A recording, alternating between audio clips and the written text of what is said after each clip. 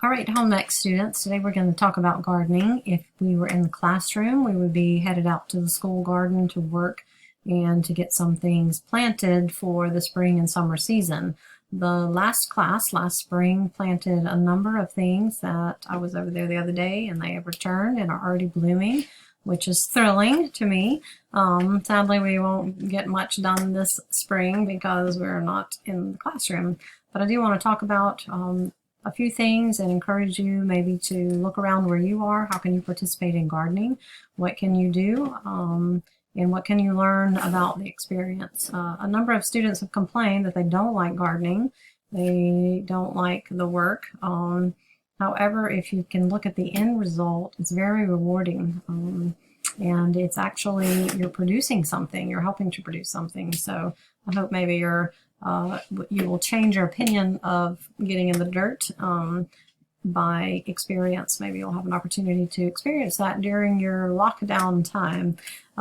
Make the good use of it. All right, so for gardening, you need to examine whether you have sun or shade. There are some plants that thrive and need a lot of sun. They need 8 to 10 hours of sun a day, however much it is. We call it full sun. Or plants that thrive and do well in the shade. There are plants that grow with almost no sunlight filtering through, and then plants that are part sun, part shade. I think you need 4 to 6 hours of sun for those plants to grow. And so when you are considering your area, you have to look at sun or shade. You need to look at the season of what will grow when. There are fall and winter plants that are considered cold hardy. They can survive freezing temperatures and do well. And then there are spring and summer plants that love the heat, and once the frost hits them, they're dead, and that their growing season is over. So obviously we're in the spring and summer in planting and considering what plants love the heat and the humidity that we have. For summer, there are numerous vegetables and flowers that you can grow. You're probably really familiar with that. However, when I ask students what vegetables grow in the winter and which ones grow in the summer, they often get those confused. Probably you're most familiar with the summer vegetables that are grown, the tomatoes and cucumbers and peppers and squash and beans and okra, corn. Your winter vegetables are your leafy greens, your lettuces, your cruciferous vegetables, your broccoli, cauliflower, cabbage, and kale. The leafy greens are mustard greens and mustard and turnips, and those types of things do very well in the winter. There are a lot of herbs that grow well in the winter, and then herbs that grow in the summer, and some grow year-round. You also look at, when you're purchasing plants, perennials and annuals are two types, and so the plants will be clearly labeled as to what they are. Perennials, obviously, many of you know, they are plants that their roots get established and they do not die off. The tops of the plants might die during the winter, but once the weather warms, they begin to grow again, much to the excitement of the owner. I have several plants that I've watched just grow in the past month since we've been at home. Peeking out of the ground is always really exciting. Like, yay, my plants made it. They didn't die. I've had multiple gardens throughout the year. I always try and grow something because I love flowers and plants and want to produce something.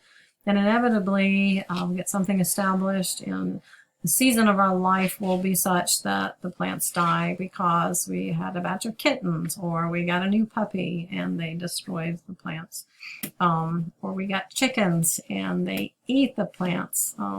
Now I look for plants that chickens do not like, and so that is what my garden is made of, and I've found numerous ones, which is pretty exciting. So look for perennials, and then your annuals are plants that you just plant for the season. They die, they don't come back. However, they do make seeds, reseed themselves, and so sometimes those seeds will grow again, and you'll get that plant again popping up, volunteering to grow, as you would, the garden term is, it will a volunteer plant. You didn't plant it, or you can collect the seeds and replant the next growing season.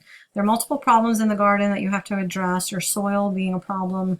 If you don't have good soil, your plants do not do well. In Alabama, we have a lot of red clay, and so you have to plant where there is not clay, where there is good, rich soil. In the woods, because of the decomposing leaves that fall out of the trees, there's a good thick layer of dirt that's dark and great soil. So often I'll go dig soil out of a nice area and bring it because if you dig down deep enough, then you will find you have the red clay. So solutions to that are bringing in soil or building a raised bed that you put in good soil. And you constantly have to add to your soil, amend it is the gardening term, with compost or with fertilizers or different things that you can put on your soil. In the school garden, we'll buy bags of compost that we'll throw on there, and then we will mulch our plants with hay that decomposes. We also have a compost bin where when we're cooking, we collect all the vegetable peels and eggshells and organic matter. If you have leaves or pine straw, we'll collect those. Some of the classes, middle school classes, you helped me put some of those leaves and mulch around the garden that decomposes to help your soil, add to nutrients to the soil and help your plants. The other things you have to deal with are pests, particularly in the summer. You have a lot of bugs that appear and are keen on eating your vegetables as you are, and so constantly have to be on the watch for that. The tomato hornworm is a big nuisance. He camouflages himself on your tomato plant as he devours the leaves and the tomatoes, and so you'll walk out there ready to pick that beautiful tomato and it's half eaten, and you'll find a very large camouflaged tomato hornworm. Yeah, they're lovely. Big fat caterpillars that will find his demise being thrown to my chickens, and I take great delight in that. Disease, sometimes your plants will face disease and die, and so learning about what to do to help them and prevent that, it's a learning process. If during the summer we have droughts where it doesn't rain and you don't keep your plants watered, that's a problem. Weeds are the biggest problem for us, particularly at the school garden. They grow like crazy, so you have to stay on top of pulling the weeds when they're small to help your plants. If you plant and then you spread a layer of mulch, leaves or pine straw or bark around, that helps to keep in the moisture. And I think we did hay with some of the things that we planted in the fall. That will also help the weeds not to grow if you get it on thick enough. And so you have to explore, trial and error, what works for your area, for your spot. What are some things that you can have success with? And in our home garden, have some flower beds, and I have found success with salvia. It's a flower that will bloom all summer long. Multiple colors of red and white and pink and blue, and the great benefit that my chickens do not eat it, and so when they wander into the flower beds, they leave it alone. And so I have lots of salvia, and some of it is perennial and comes back, some of it is not, and I plant it every year. You can look at, do you want to use containers for your porches or balconies or areas in the yard? You can plant in containers or plant in the ground. Just depending on what's available to you. If you don't have a yard, you can always grow things in containers. So will you start with seeds or with plant starts? Seeds are cheap, and some things do really well with seeds. This is an example that you can buy zinnia seeds, and they just grow beautifully all season. They bloom, and you can cut them, and they keep growing, and they are almost like miracle plants. And there's a few others. My grandmother told me of 2 things that you can always plant by seeds. I'm going to see if you can find some of those as well. Or you can buy plant starts, which you've seen at places like Home Depot or nurseries. Got these at Brown's Nurseries because they have a great variety and incredible prices. You can get a flat of 12 seed packs, which each seed pack has 3 plants for $8.50. What a deal. And so you can go and load up flowers and vegetables. And so then you get started.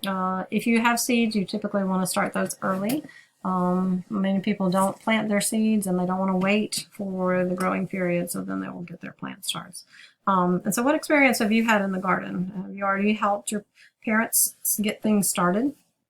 I think the start date for most people planting a spring and summer garden is Easter, which we've already celebrated that this weekend. So a lot of people are out planting their vegetable gardens, and usually Easter is the date where you can expect that it won't freeze anymore. However, I did hear that there's a possibility of frost tonight, which would be bad for people who've already planted. I like to try to plant a few tomatoes early and take the risk of losing them if it freezes. And then if I've only planted 2 or 3 and they make it, then I get tomatoes by the end of May, which is always wonderful. All right, so for your assignment for today, I guess it will be due by the end of the week. I would like you to look up what can you grow from seed in our area in this season. List 5 plants that do well from just growing from seed. What 2 veggies can you grow in containers? There's a thing, a lot of are suited and will do just fine for you in a container if you keep them well watered and fertilized.